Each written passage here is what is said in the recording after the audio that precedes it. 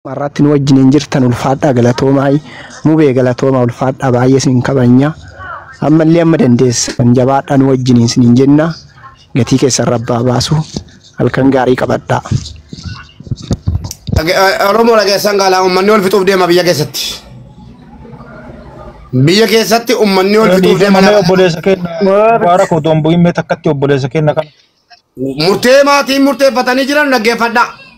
Sanuu mata dulamatti hin taman akkana wallahi billahi kana sodaadhe silumala qaalitti ajuuzaan nana kottuu ol galii jabaadhu baasii haqa mucaa nafxanyaan nafxanyuma wallahi si fudhattee hin galtu atummaan jiraattee rabbi naa jiraachisu shawaa keessa jiraachuu miti ati zarmaan zariin kee shawaa keessa hin jiraatu dhageessee murtee maatii gubate mucaan jirti jedhama gar tokkoon mucaan hin jirtu jedhama ajjala jirtaa kottuu ol galii maatiin bichisiisini Olgali ummata diigan dibini ummata itti maafaan beektan bakka obboleessatti bical tokko dawwala nuti gochuu hin dandeenya nuti wanti gochuu dandeenyu yoo jiraate humna sakaan hin qabnu humna balleessuu garuu qabna sababni isaa yoo tolchuun nama dhiba malee yeroo irraa balleessuun nama dhibu kanaafu jechu barbaade mubaarak wanti nuti gochuu dandeenyu yoo jiraate badiidhaan badii raawwachuudha badiidhaan immoo badiin hin raawwatii yoo jette as baasuu dandeessi kanan taane taananii hamma qomoof sanyii wallaqqaa wal duguugutti kunoo ammas irra deebi'eessitti hima ammas amma qomoof sanyii wal duguugutti deema malee dhimma kun waan akkanatti irra darbamu miti. Sila kana ta'eef iyyuu yoo hin taane karaa nagaa haa ta'u hin taane taanan nuti ammas karaa seeratiin wanti nuti hordofnu tokko illee hin jiru hordofuus hin barbaannu karaa seeratiin dhiigni dhiigumaan deebi'a bakka kaleessuma wal ajjeesuun baramee kaleessuma wal miidhuun baramee kaleessuma wal fannisuun baramee kaleessuma dabarsanii wal kennuun barame waan ta'eef nurraa hin eegalle waan ta'eef warqiitu jalqabee karaa ittiin xumurru immoo nutis badiisaaf qophiidha bakka kana bichaan sinii dhaama uummata gidduutti yoo kun hin ta'in jette garuu ammas hadaraadha hin ta'in kun yoo jette sanyii waliin duguugin qomoo waliin lakkaayin gumaa manatti waliin naqin balbala walii qoreedhaan hin cufii yoo jette karaa salphaa ta'een kunoo uummata fuulduratti hittimna haa galtu.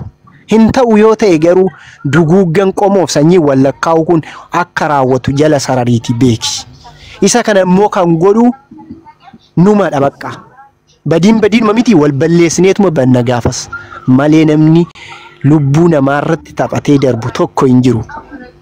Bakka kana nuu beeki atis uummannis kana nuuf haa beeku nurras darbamee yakki kun maaf raawwate seerris akka hin jenne kanas jala beeknee maaliifi karaa seeras wantoota dudubbifne tokko miidiyaa irraan dabalatee qaamolee seera dubbifneen hargineerra kuni shakkamtuudha malee yakkamtuu miti waan ta'eef waan jedhameef asirratti bal'inaan waan haasa'uu hin barbaanneef waan goonu hin qabnu sila kana ta'eef iyyuu tokkoof tokko nuti gochuu dandeenyu badiinsaaf badiinsa laga wallaguu gabaa wallaguu hisa kana qofatu deemaa jira kunin ta'ii yoo jette garuu dhaamsi nuti siif goonu badiinsi kun akka oolu firri kee obbolaan kee haatiif abbaan kee ahoola yoo jette karaa nagaa kunoo hin taane taananiin nutis tarkaanfii nuti fudhannu hisa kana jala sararreerra dura dubbachuun barbaanne hasbaanes akkas goona jechuun barbaanne hamma toora qabsiifannutti jenneeti amma garuu sagantaa hamma saatii kana naa barraa irraan kan ka'e nuti sadarkaatti deemuu qabna waan ta'eef kana booda waleeggachuu waliif obsuu dhaamne irra bakka kanaaf uummanni Oromoo hundumti galatoomaa ulfaadhaayi akka yeroo waa takka akka dhaamsaati obboleessa kenna wannan jechuu barbaade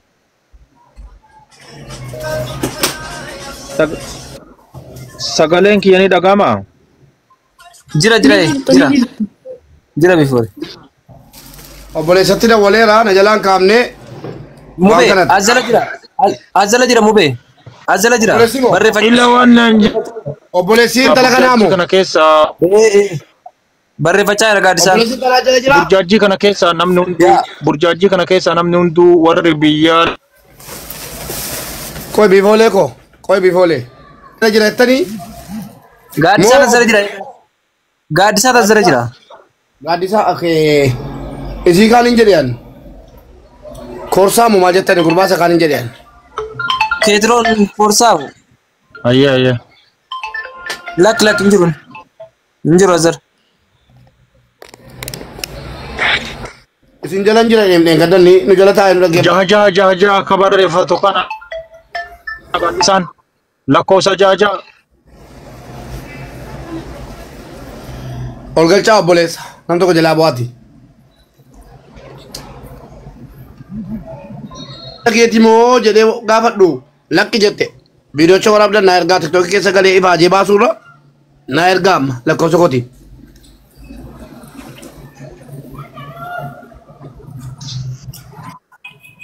Bifoolii dubbadhu.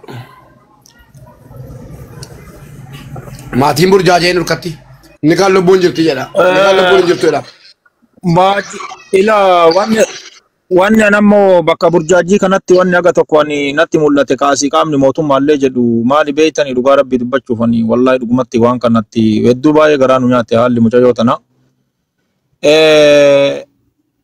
Mucayyoon tuni akkuma jedhan balaa makiinaati waa taate moo yookaan mucayyoon tun akkuma jedhan yookaan rakkoo biraa ofumaa irratti uumanii mi'attii tana dhoysaniitiin itti taphataa jiran moo haala burjaajii kana keessaa bayuudhaaf warri biyyaa takkatti odoo wanni gochuu danda'u odoo ejensii isiin irraan deemtu san barbaadanii bakka san dhaqanii achi ejensii asiititti ejensiin bilbilee maatii isii warra isiin asii biraa xalabaa bira dhufte ejensiin asii ni beeka lakkoofsa warra isii san ejensii irraa fudhannee asitti dubbifnee yoo mucayyoon tuni yookaan akka jedhan san akka yookaan ammoo isaan haasaan san lakki mootummaan nu bilbilee mucayyoon tun duutee jirti maatiin nuun jedhe warri isin biraa badde waan jedhu taate qabatamarra dhaabatanii burjaajii keessaa bayanii burjaajiin ammoo hin jirti jedhamu sun hafee sadarkaa ammoo wanni kun ammoo taateen kun eega ta'ame maaf dhufamee akka amma jennu kanatti yookaan maatiilleen gara ta'etti deemuun barbaachisaadha. Bakka burjaajii kana odoo gama ejensiitii warri kun odoo ejensii isiin irraan deemte irraa dhaqanii waan kana hubatanii yaada jedhu qaba maatii ejensii achiititti obboleessi naa dawwalaara qoy obboleessi intala kanaa aloo ayyee waraaba akkam jirta obboleessa keenya nagaa keeti miti maa mucaan keessan akkasiin gurbaa sana jala jirtu akkasiin jaartii isaa taate maaliif nu himuu diddeeti? Naan jechaa jirtan gaariidha. Dhaggeeffachaa ture jechuudha.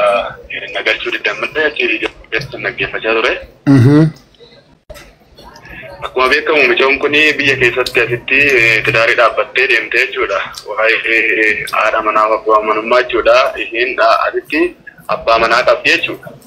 Ayyee. Garuu immoo jechuudha akkuma yeroo darbe isin ibsaa ture uummanni kun waan ishiitti murteesse akkasuma immoo jaalala uummata kanaa keessa akka ishiin hin baaneef yeroo baay'ee kallattiin argateen itti himuudhaaf yaadii gochaan ture. Yeroo baay'ee garuu neetwoorkiin ishiin baabuu didaa jechuudha bilbila karaa keessallee waanan yaalaa ture silkii ishii cufaa ture jechuudha. Amma yoonatti akka ishiin miidiyaa kanarratti fiigdee tooyi hirmaattu gochaatiin ture jira yaadinan binnee hiriyoota ishiillee namoota tokko karaa garaagaraatiin karaa keessallee naa yaada isaaniin ture. Amma garuu wanti dubbatamaa jiru akka ishiin haadha manaa fa'aa taatetti yeroon dubbatamaa jiru hin jira. Ani kanan gaafachaa tures dhugaan obboleettii keenyaa kun akkatti karaa ba'u. Akkasuma immoo nuti bicoo kana baay'ee waan jaalannuuf baay'een namoota baay'ee yeroon asirratti ilaalu akka waan ishiin illee lubbuu ishii kana balleessitetti yeroon dubbatamaa jiru hin jira. Garuu dhugaan jiru akkas miti. Baay'ee bocaa kan jedhamtu kun nuufis haadhoo keenya obboleettii keenya dhiiga keenyadha. Ishiidhaafis dhiiga ishiiti. Hiriyoota kam caalaa kan jaalattu ishiidha waan ta'eef ani kana itti dhiyeenya waan an beekudha jechuudha. Naragaatu miti. Dubartii koo jaalalatti dhiira caala jabaatti yeroo wal jaallattu akkamitti obboleettii si duute baqattee gastiira naa dhufuu dandeessaa torba barreeffadhu kottuuti singalchaa kaardii itu addaan jenne. Kottu mataa deebisi. Obboleessa mucaa ajjeefte jedhamte kanaatiyyi nana saara. Maaliif akka addi bitare ajjala jiraa'u. Sitti meena waan ajjala jiraa innaan lakki naan jettan. Siin hordofaan jira naan jedhee telegiraamii olii qabne. Asa dhufu. Obboleessa dhufu. Murtee obboleessi kennas dhagaa jira. Maaloo maqaan isaa qo'isee itti hima.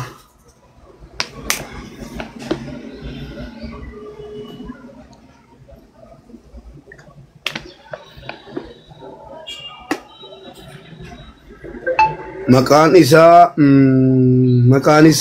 isaa Koorsaa Magarsaa Naagalchaa. Gaaddisaadha. Koorsaa Magarsaa nama hin buusina. Koorsaa Magarsaa torba barreeffadhu. Ajjalan jireedhe. Biyyaas bultii qabdi mucaa'uun.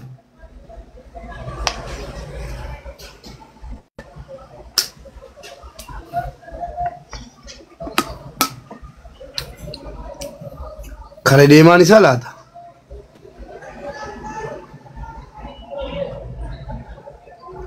Gaaddisaan lakkoofsa torba barreeffachaa jira mubee. Galcheera gaaddisaa. Koorsaa Magarsaa naa eegaa.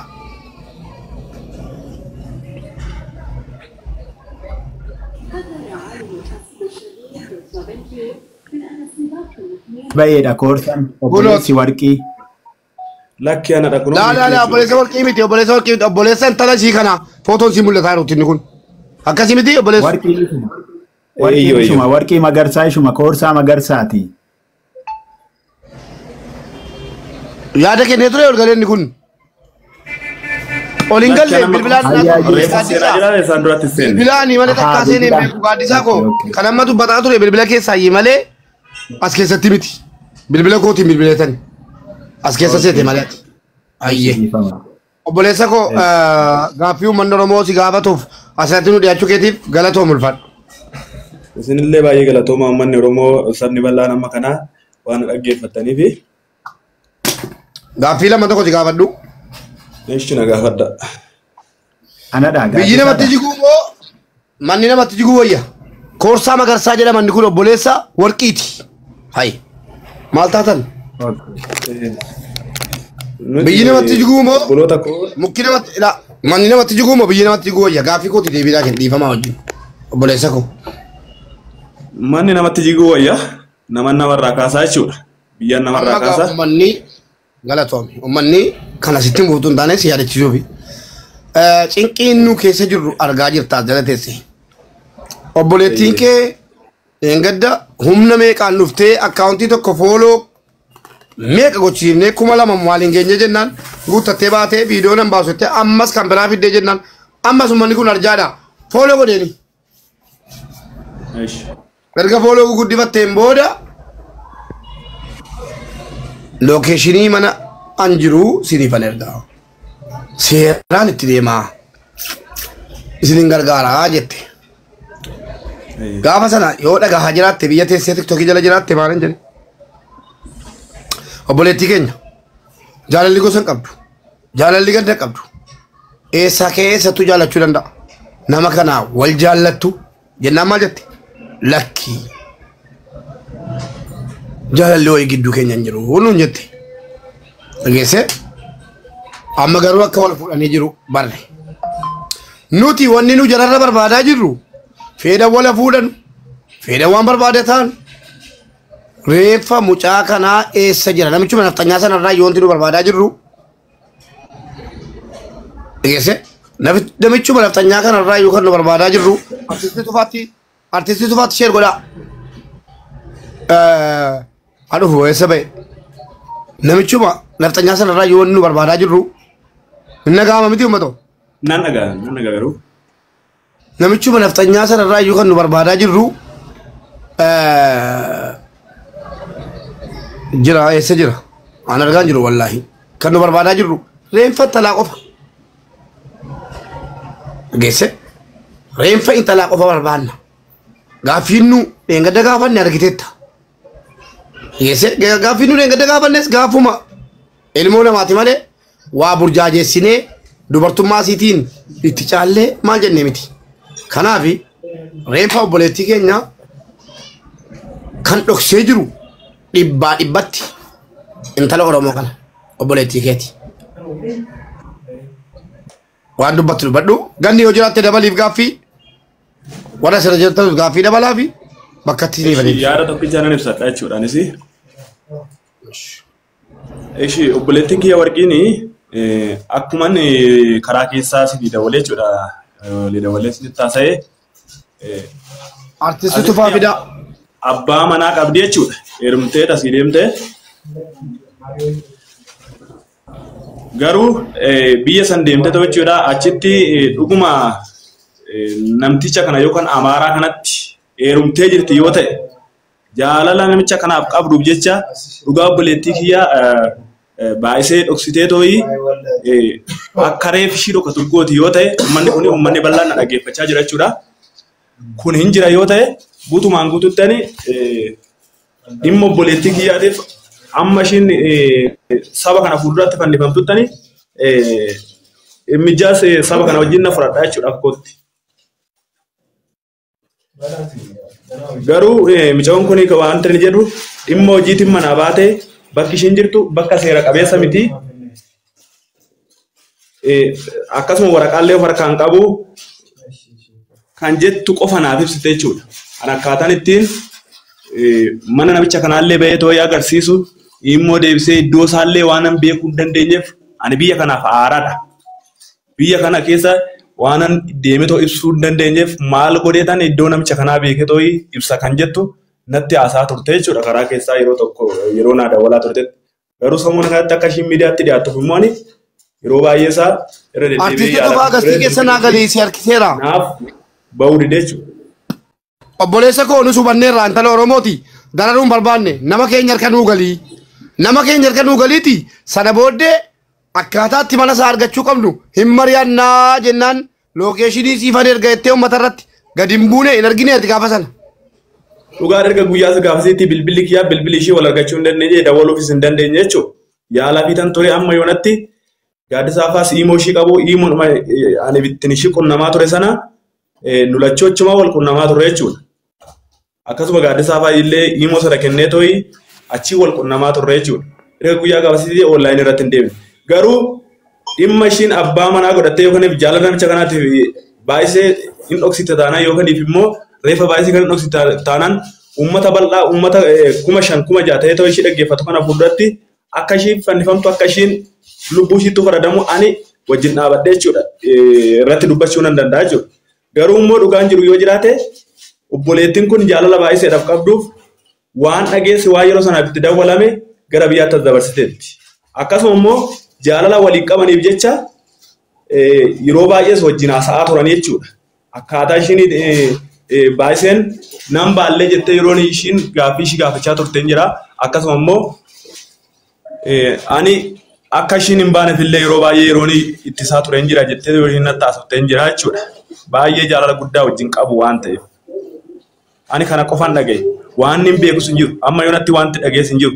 Dhimma obboleettii kiyyaas immoo akka kanatti warri dhagaye yoo jiraate micoon kun dhuguma abbaa manaa godhattee yookaan fi dhirsa godhattee too nama kana wajjin jiraachaa jirti yoo ta'e uummata kana wajjin itti duuluun qabaa jechuudha. Kuni soba wanta sobarraa fagaatee haasa'amuu yookiin fudhachuun hin dandeenye. Micoon kun jarri kun wallabaan turre jarri kun micoon kun isaan dura wallabaa turan. Yeroo dhiifama gaaddisaaf yeroon dhiifama guddaa naa godha. Maatii lamman walitti dabarsuun barbaadu'an dhiifama guddaa qo'ee artisti Tufaa wal galuu maatii lamman wal haasofsiisuun barbaadu'an dhiifama guddaa wajjin. Isinin jaalladha isinin kabaja Oromoon waan gaafatu qaba geessanii maatiin dhiifama keenya obboleettii keenya jenneetu wajjin cinqamaarra waan ta'eef please adaraa keessan walitti hin deebisinaa isin walitti deebistanii jennaani asuma irratti waa kaati kanan mun feenu kanan feenu fadhagaadhaa ta'aa jirra kanaaf kabajamtoota keenya maatiin obboleettii keenya please waliin dubbatinaa isin dhiifamaa wajjin akkasin jedha artisti Tufaa yoo jiraatte yookiin yoo dhageesseeraatti dhageesseetta deebisaa an deebiinan sii deebisu obboleessa keenya gaaffiinan sii qabu jaalala jira dhiisi osoo jaallatte nu gandummaa ilaal asirra ijoollee Jimmaa jira ijoollee Arsii jira ijoollee Baalee jira ijoollee Wallaggaa jira ijoollee kutaa adda addaatu irraa falmaa jira utoo obboleettii kee taates akkasuma falmina in jaallatti dhiisiiti obboleettiin keessan humna keessanii olii jaarsa sittiin tanii gosan qabduu mucaan kun filan qabduu mucaan kun qabamuu jirra dubbii ka'uu jira dubbii dhiigaati dubbii ilmoo teettanii intala keessan isiniin hin bultoo ta'e waan biraati. Inaasofni amma gaafa sana kaasee amma dhaatti ni jedhu immoo hin taana maaliqinfamaa deebii uummata kanaanii ta'a obboleessa koo. Artiistii Tufaa waan dabaltaniif dabalaa fi lammii waan gaafattan gaafachuu dandeessu amma. Artiistii Tufaa dubbatu dura. Hoggaa isaan dubbatan waa gaafadhaani. Ayyee Artiistii Tufaa. Akka yaadatti maalan barbaadaa milkii fi yeroon obboleettiin tun obboleettii teenya waan taaneef taateef hunda keenya ilaallata waan ta'eef deebii tokko akka walitti hin deebisne sun waan sirri waan jabduudha jechuudha. Akka waliin barbaadaa jirra. Wanti warqeen balleessite guddaan maa inni deengadda hoggaa torba hoggaa hedduu na hiisisaa yoon dubbadhe na sodaadhee jettee dubbatte gatii kanarratti yaada faallaa wayii jechuudha. Amma warqee qofaa miti bar dawaa fayyada itti taphachaa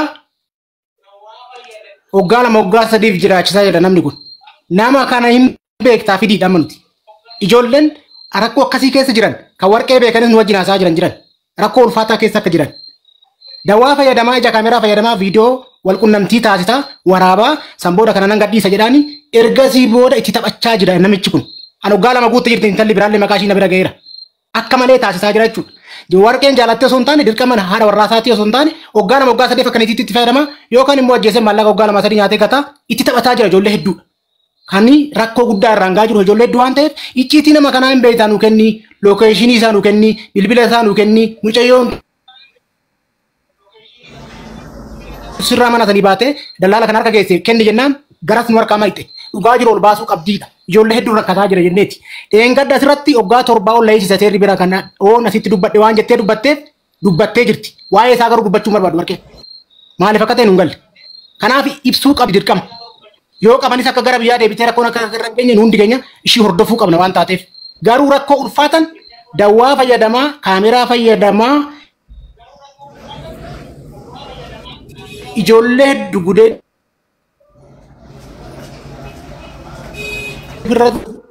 firraa baasutti kafarrama ijoolleen bira jiran akka warqeetti dhiyaatanii rakkoo keessa jiran dubbataa jiru. Warqee maaltu dubbii dhoogge? Intala biyya isaati ishiiti dhiiga ishiiti obboleettiidha. Dursitee maaliif keessan icciituma kana nuun barreessine? Maan dubbanne daa'ummaa qabaachuu dandeessi sodaachuu dandeessi warqeenis obboleettii teenya miira sodaa qabaachuu dandeessi dubartiidha. Hubachiifnet akka chiin itti nama kana dabarsitee kennitu gorsuu dandeenya. Maa keessan hin dubbanne nu wajjin akkuma ijoollee kaanii. Eshi galatoomaa artisti Tufaanii yaada isin naalaattan jechuudha. Guyyaa gaafasi yeroo isaan asirratti gaaffii. Sheer godhaa koppiliin godhaa sheer godhaa.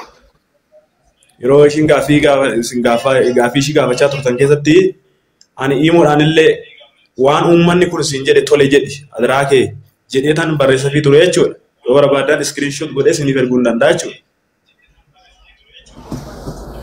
Kanaaf ammas wanti ani isinii dabalu yoo jiraate yoon danda'ame yoon argadhe kallattii wanta ishiin jechaa tures waan uummanni Oromoo si godhe ta'ii jechaa hin ture jechuudha.